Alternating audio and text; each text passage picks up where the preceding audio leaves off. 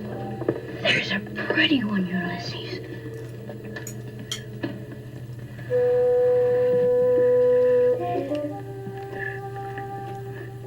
There it is. Hello BookTube, I'm Sean the Book Maniac. Welcome back to my channel. Here I am very late. It's 10:15 a.m. on Friday.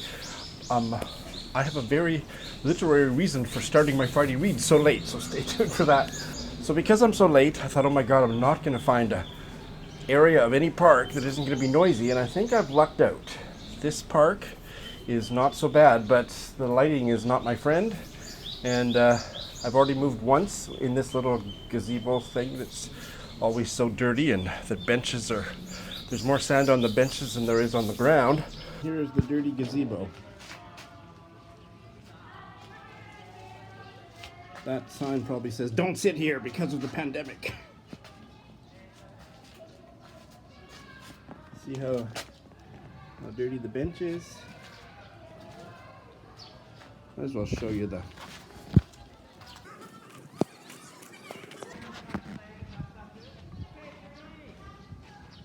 There's what it looks like. That I'm just going to go with it, and maybe I can play with the lighting. I'm using my iMovie.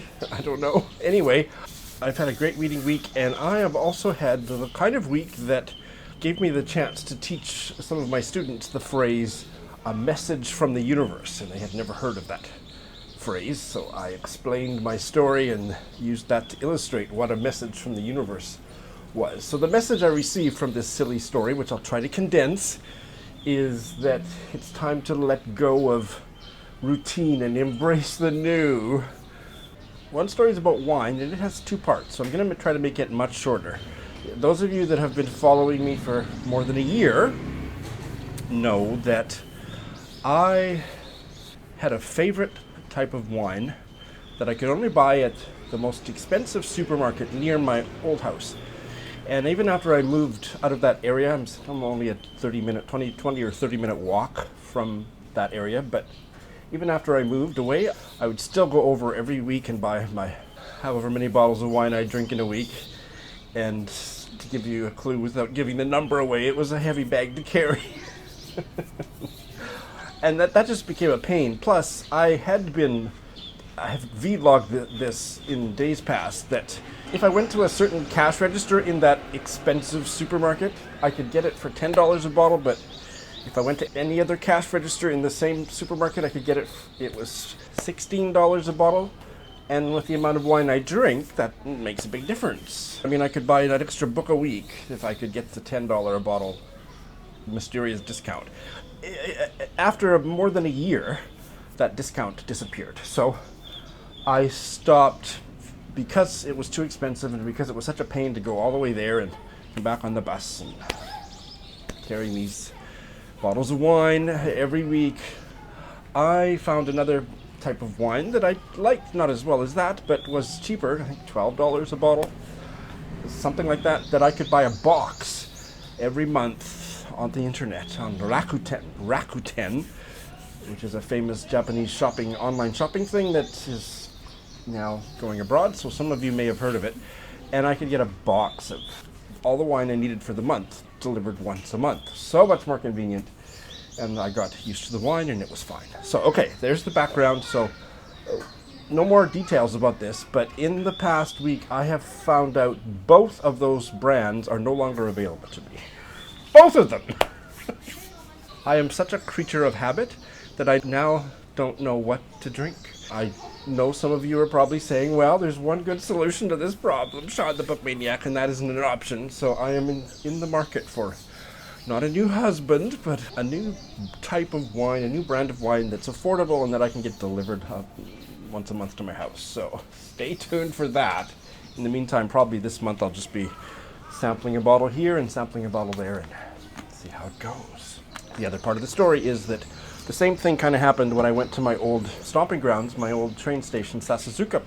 They had a vegetable store there that had a salad dressing that was my favorite salad dressing of my life, and I could only buy at this one shop. And that shop is temporarily closed. I didn't realize until later that it's just because of some renovations or whatever at that strip mall. So it's closed for the time being. So I don't have my favorite salad dressing. So What is a wine and salad loving guy to do, I ask? Message from the universe: try new things, experiment, embrace the new. All right, speaking of new, I have new stuff to tell you about, so let me get right to the 3 books that I have finished, and we'll wax superlative about 2 of them. Let me start with the one that kept me up half the night for 2 reasons. It launched yesterday, and I wanted to get my review filmed and posted before I went to bed last night so that it was up by the day of the launch. It was a review copy I got from the publisher, and I did that, but it was, late when I finished. And then that book launched as a virtual launch that I watched on Zoom. I wasn't planning to because I went to bed so late, but I was wide awake at 3 a.m. Tokyo time, and it started at 4 a.m., so I stayed awake and watched it, and that was an absolute delight. So without further ado, what's the book, you're asking? What is the book I'm talking about? It is What Willow Says by Lynn Buckle. Lynn Buckle is an Irish author, and I was given a review copy of this by the publisher, Epoch Press. I have a full review, as I just said. Please check it out, but I'll say a few things here. It was an absolutely delightful book, a very curious book, a book unlike anything I've ever read. If you like poetic, meditative fiction about the natural world and about disability, in this case a deaf granddaughter who was just jumped off the page and filled me with joy, this is the book for you. It's a novella, it's 130 pages, although it took me a long time to read it because it was the language was so rich, and I savored it, and I read it over a few weeks, actually. It got all the way inside me, as I finished my review by saying, and I'll let you check out the rest of my comments in my review if you are so inclined, but I heartily recommend this book for people that like that kind of slow-moving, slow, meditative, character-driven, the character really was the land in County Kildare, the grandmother. She's a very young grandmother, and her 8-year-old granddaughter who is deaf. They live, it's a novel, but they live near a bog, and there's so much about the bog, the mythology. It's the first book of mythic fiction that I've read in recent years that I've loved. So I think it's helped cure me of my allergy to myth. So it's a very important book in my reading life. I recommend it very heartily. This next one was not such a success, and I was probably a little bit generous in giving it 3 stars, although there were things about it that I quite liked. It's a debut historical novel that came out this year, A Net for Small Fishes by Lucy Jago. Okay, the kids are getting noisy, but I'm invading their space. The story opens in 1609, so we're talking the reign of James I of England, who was also James IV of Scotland, and was on my team, if you know what I mean. And there's a lot about his homosexuality.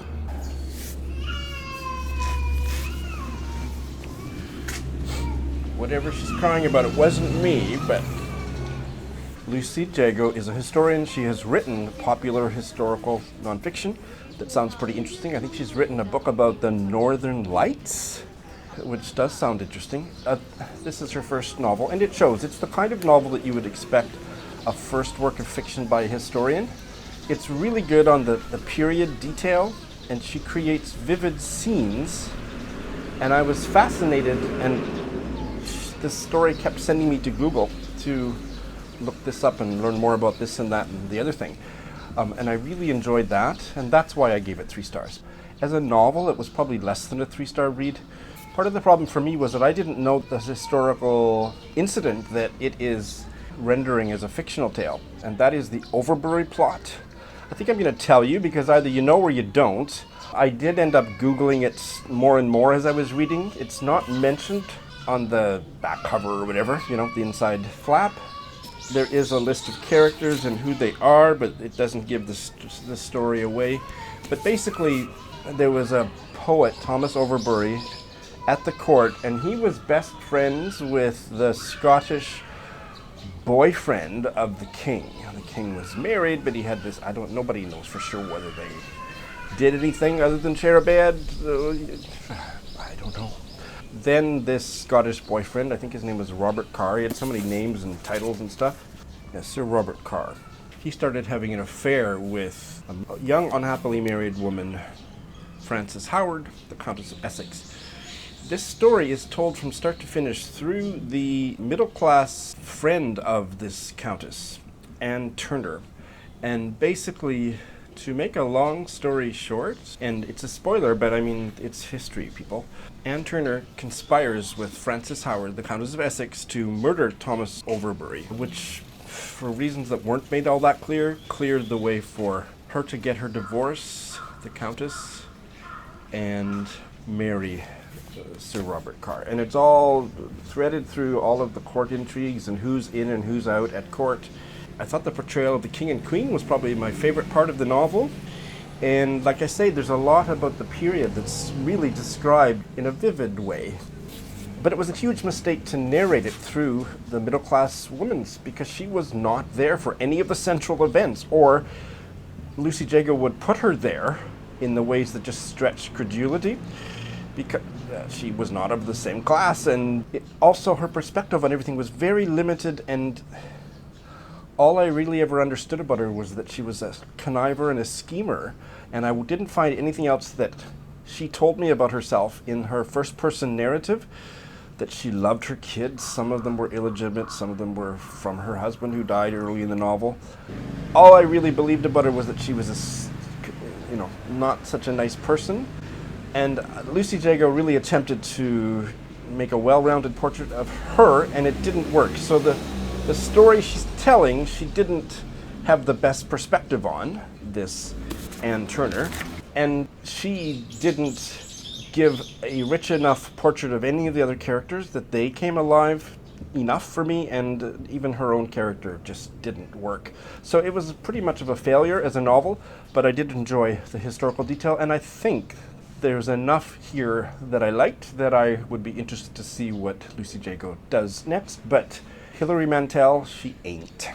And I finished Justine by Lawrence Durrell. This is the first in the Alexandria Quartet. I did this a year and a bit ago, as a buddy read with Adam of Memento Mori, and we are going to be starting the second novel next month. So Adam and I both reread it. We didn't buddy read it, but we both reread it, and am I ever glad I did. I got so much out of it compared to reading it during the worst month at the beginning of the pandemic, where my concentration was absolutely shattered. So many of the key details of this very hard to follow story, I didn't retain at all, even though it was just over a year ago. I got so much more of it. The only criticism that I've heard people make about Lawrence Durrell is that he's pretentious, and I don't like pretentious writing, and I don't find this pretentious. I would say it's a little bit overly psychologized, but it also interrogates psychology and religion in a way that I like. So it's a 5-star incredible read that if you asked me what it was about, I would run and hide in the corner. I mean, what the hell? It's about everything. It's about Alexandria. I remember this from my first reading, and I got it even stronger this time. It's a novel about a city, and the number of times and the different ways that he finds to say, none of this would have happened if these people hadn't been in Alexandria, just added a whole other dimension to the story that he's telling. Alexandria is the main character, set in the 1930s. Most of the people, in fact, maybe none of the characters are native Alexandrians, but they're all living there, expatriates or whatever. And lots of sex, lots of musings about sex and the parts that were psychologized. But then there's other characters that kind of poo-poo that, and there's a lot of, layers, and the time is out of joint, so I'm never quite sure where I am in the story. And the characters, even though we haven't necessarily seen them in the same room conversing, are conversing with each other through the various parts of this text. And a lot of them have written texts. There is a novel that a character who is dead, I think, or certainly not on screen during the course of this novel, he's written about the main woman, and the woman's new lover is reading the novel that her first husband wrote about her and excerpting pages of it while he himself is trying to understand her. There's just a lot. There's far more here than I grasped even on a second reading. I absolutely loved it, and I can't wait to get to the second novel next month. I hoped I would finish more, and I've still got a few days left in the month because I'm feeling a little bit sheepish about the fact that I'm starting, I think, 8 new books. So here they are. No bails this week, by the way. No bails. So many books that had to carry them in 2 bags this week. So I'm just going to pull them out. There won't necessarily be a rhyme or reason to. This one is for Invisible Cities for June, and it's a chunky one, so I'm going to start it this week. This is a novel from Mozambique, The First Wife, A Tale of Polygamy, by Paulina Chiziane, or Chiziane. Translated from the Portuguese by David Brookshaw. Isn't that a gorgeous cover? This is a book from Archipelago Books. It's short, but it's fat. And it is, I think, fairly self-explanatory. The main character finds that her husband is living not a double life, but a quintuple life. So, 4 other wives. I've heard good things about it. This is a very chunky biography of one of my very most favorite writers, fairly hot off the press.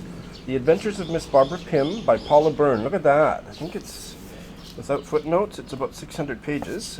I am doing this as a buddy read with Hannah of Hannah's Books and Ange of Beyond the Pages, who I'm delighted to see has come back somewhat regularly recently. And the 3 of us, I have buddy read many of the Barbara Pym novels with Ange. And we've also buddy read another biography of Barbara Pym, the one written by her friend. And I've forgotten the title and everything, the author's name, but this will be my 3rd biography of Barbara Pym.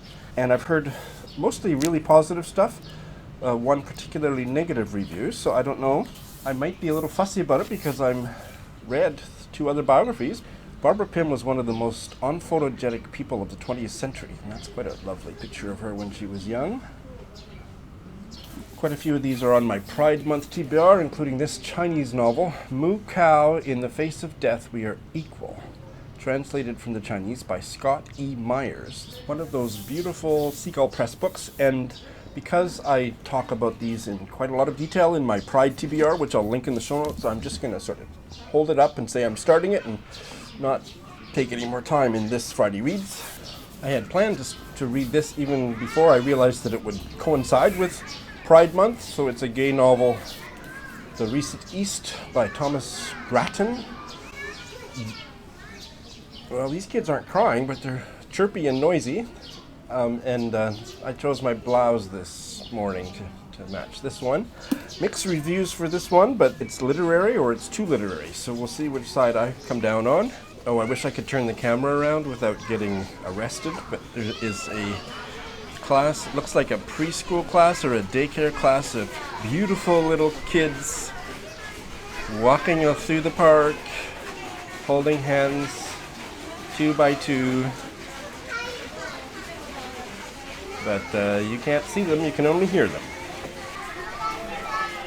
There's one little straggler walking quite a ways behind the rest of them. He was down on the ground, kicking his feet. I think he was having a bit of a temper tantrum, but now he's waving at me.